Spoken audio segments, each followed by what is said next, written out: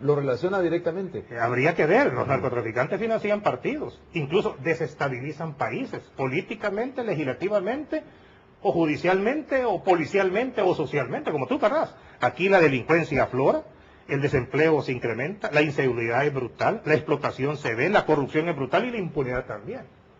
Aquí vamos a ver ahorita una competencia de finiquitos.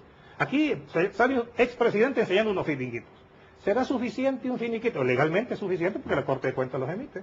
Si no, hay que cambiar la Corte por una Contraloría y hay que cambiar las leyes que la rigen. Un finiquito. Pero está peor, como diría Niceto Porcisoca, aquel expresidente que la Corte le negó un finiquito. Yo invito a los presidentes que están vivos, los últimos 3 o 4 presidentes, que presenten su finiquito. Yo sé que hay un expresidente que la Corte se negó a darle un finiquito. Entonces está peor. Ese está, como diría en mi valle, este está jodido. Porque no tiene ni siquiera el finiquito. Si el finiquito no vale, fíjate. Porque no es un finiquito, es legal, pero no es moral. Y aquel que no lo tiene. Entonces habría que ver qué expresidente la Corte se negó a dárselo. Cuando nosotros vemos todo eso, donde el narcotráfico está detrás, donde el crimen organizado está campeando, y donde todas las avionetas, los furgones siguen pasando y no hay control, donde la policía tiene crisis, donde altos jefes policiales están cuestionados por faltas disciplinarias que ligan en actividades ilegales o de narcotráfico, señores, ¿y con qué vamos a combatir el narcotráfico? Usted ha dicho si que en Oriente lo han estado protegiendo. Ya es un narcoestado. Y lo sigo manteniendo, lo he dicho en tu programa. ¿Qué pasa con las relaciones, por otro lado? Dice la DEA, Venezuela, Hugo Chávez es el más alto problema para el tráfico de drogas y esta relación que puede estarse construyendo también a nivel de toda Latinoamérica, el ALBA, la adhesión a esa expansión, ¿eso también está en el mismo mal negocio este? Claro. Venezuela se ha convertido en el trampolín del narcotráfico. Hugo Chávez, y algo que a mí me deploró y me decepcionó de la actitud del señor presidente de Venezuela, fue haber protegido a Vladimiro Montesinos cuando éste salió huyendo y había una orden de captura internacional. Venezuela se ha convertido también en un narcoestado que hace muy poco por combatir el narcotráfico. Colombia sigue siendo la medalla de oro de este tipo de actividades. Paramilitares, militares, guerrilla y narcotraficantes siguen. Brasil es el gigante dormido del narcotráfico. El presidente Lula no ha hecho nada. La corrupción que hay en las policías brasileñas es espantosa. Y la producción que hay tanto de amapola como de eritrocilón coca en todas las grandes extensiones de Brasil es inmensa. Y Brasil no necesita importar químicos como le pasa a Colombia y a otros países. Y ahí es donde la DEA le sigue la cola. Porque no se puede procesar el clorhidrato si no tenés tú todos los elementos químicos como químicos precursores para hacerlo. Brasil produce químicos, por lo tanto no les importa, por lo tanto su producción es gigantesca, va todo para África, va todo para Europa y para Asia. Y no se dice mucho de México, no digamos, ya el presidente Felipe Calderón ya no haya ni por dónde pegarle a los narcos, les están pegando los narcos al ejército allá. Sacaron más de 50,000 soldados, y en tu programa lo dijimos, no se puede combatir frontalmente, militarmente el narcotráfico si no se depuran las instituciones. Generales, policías, coroneles, directores de policía, gobernadores, alcaldes están metidos en las narcoplanillas en México. Cardenales.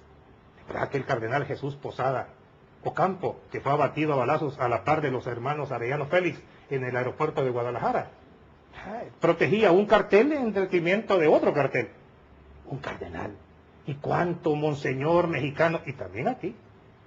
Han participado de bautizos, de fiestas de casamiento o de fiestas rosas o de bautizos de niños pequeños en fiestas de narcos. ¿O cuántas iglesias han recibido las narcoplanillas? Iglesias han crecido y en una forma exagerada recibiendo dinero caliente. ¿Y ahora qué decimos de Estados Unidos? Pues que este es el problema.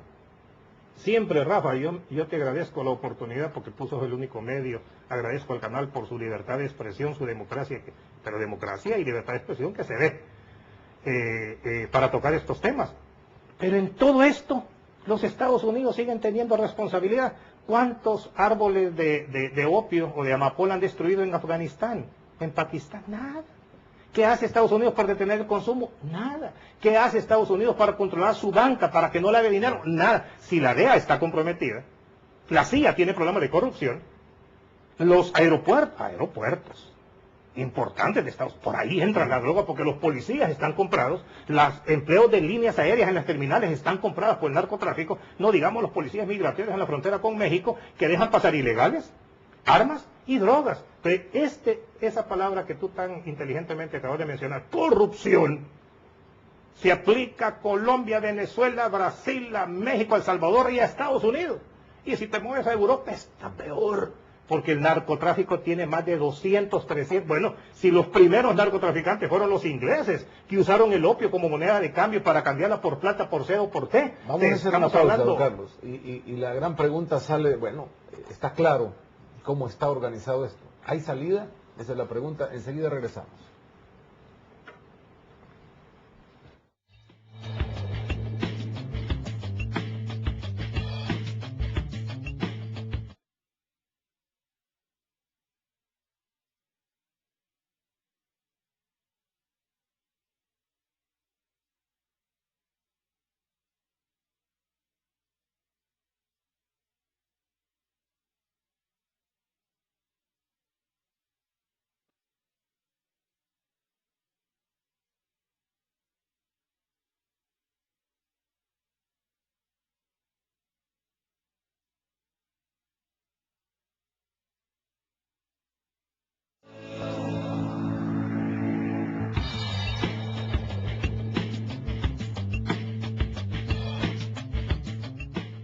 Carlos Avilés, presidente de la Fundación Prevé, es nuestro invitado esta mañana. Hablamos del tema narcotráfico, el tema corrupción y la relación con la política y los sucesos políticos de las últimas horas en el país. Don Carlos, la gran pregunta es, ¿está claro el mapa? Está clara la ruta que han seguido todos estos países y El Salvador no es la excepción, y está claro que estamos inmersos en esto, de alguna manera. Ya no hay duda. Lo que no se quería decir algunos meses atrás, ahora aparece todos los días y con la misma frescura que otros temas, este del narcotráfico y de la relación del Estado en medio de esto. ¿Cuál es la salida? Si es que la hay. Así como tú decís, la palabra está claro, se aplicaría si estuviera claro, bueno, en positivo. Lo que sí pasa es que está oscuro el panorama. Y esto, lejos de ser una merienda de negros, como se solía decir antes, esto es una merienda de gángsteres. Esta es una merienda de mafiosos. En El Salvador, la población honrada, decente, humilde, no digo humilde por cuestiones económicas, no, humilde, de sentimientos, está aprisionada, encarcelada. Tenés instituciones que no funcionan. Y tenés un poder económico ligado a actividades oscuras que están desde el narcotráfico o lavado de dinero.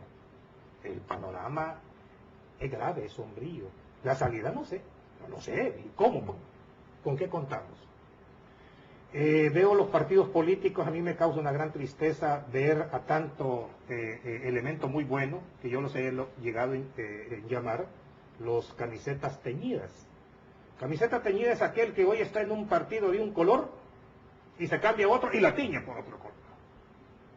De momento la tiene azul y se pasa a otro y ya hoy la tengo tricolor, solo va a la farmacia y compra cosas para teñir y ya la cambia.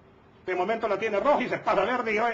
Esas camisetas teñidas, que la gente en realidad se decepciona de ellos, esa cultura del político tradicional nuestro debe de desaparecer. En El Salvador hay gente magnífica, gente buena que puede sacar adelante el país, que no tienen intereses partidarios, ni que están ligados a intereses oscuros. Los partidos políticos, desgraciadamente, se han ido metiendo en un abismo de corrupción, donde al final está una mano peluda que agarra y hoy los tiene aprisionados. Ese es narcotráfico,